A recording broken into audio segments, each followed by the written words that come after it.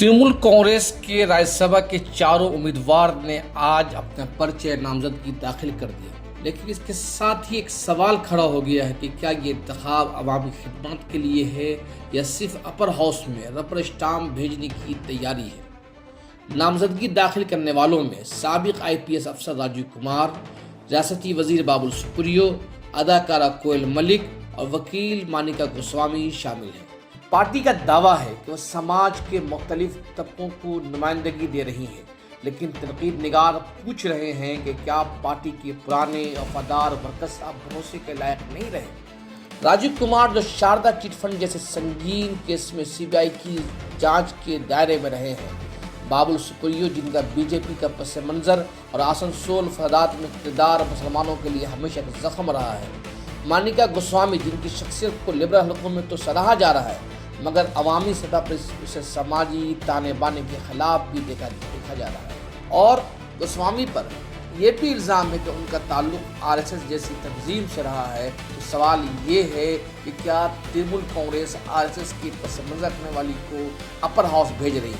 क्या ये शख्सियात वाकई बंगाल की आवाज़ बनेंगी या पार्लियामेंट में सिर्फ जीनत ईवान रहेंगी? मगर सबसे बड़ा तल्ख सवाल ये है कि बंगाल की वो 30% मुस्लिम आबादी जिसकी बदौलत ममता बनर्जी चौथी बार हुकूमत का ख्वाब देख रही हैं, वो इस फहरिस्त में कहाँ है। 4 सीटें खाली हुई जिनमें से एक मुस्लिम रुकन मौसम बेनज़ीर नूर की थी, लेकिन तृणमूल कांग्रेस ने इस बार एक भी मुस्लिम उम्मीदवार को मौका नहीं दिया है। आखिर क्यों? क्या तृणमूल कांग्रेस के पास पढ़े लिखे मुस्लिम लीडरान ख़त्म हो गए हैं? क्या बंगाल के मुसलमान अब सिर्फ एक वोट बैंक बनकर रह गए हैं? आदाद शुमार बताते हैं कि इक़्तिदार में आने के बाद से ही मुसलमानों की पार्लिमानी नुमाइंदगी मुसलसल कम होती जा रही है। BJP ने अपने पुराने लीडर राहुल सिन्हा को मैदान में उतारकर अपने इरादे जाहिर कर दिए हैं, लेकिन तृणमूल कांग्रेस के इस फैसले ने मुसलमानों के दिलों में कई शक पैदा कर दिए हैं। आपका इस बारे में क्या राय है? क्या तृणमूल कांग्रेस का यह फैसला उसके सियासी मुस्तकबिल के लिए सही है? अपनी राय कमेंट में ज़रूर दें। Deeply happy and honored, and I come with the Constitution in my heart. Thank you. So it's like an opportunity to speak. Thank you. It's an opportunity, ma'am, to speak in the House.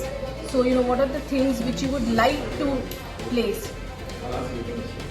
Early days, just filing papers. Very happy. Ma'am, just one question. Ma'am, you always fought for equal rights in the court. Now you're going to the parliament. What are the issues that are going to bring up in the parliament? Constitutional values and everything vis-a-vis the interests of the great state and the people of West Bengal. Mother টেরেসার একটা কথা আছে, Saint mother টেরেসার একটা কথা আছে, ওনার ওয়ার্ডে বলছি, I trust God will not give me a responsibility which I cannot handle. I just wish that He did not trust me so much. Thank you.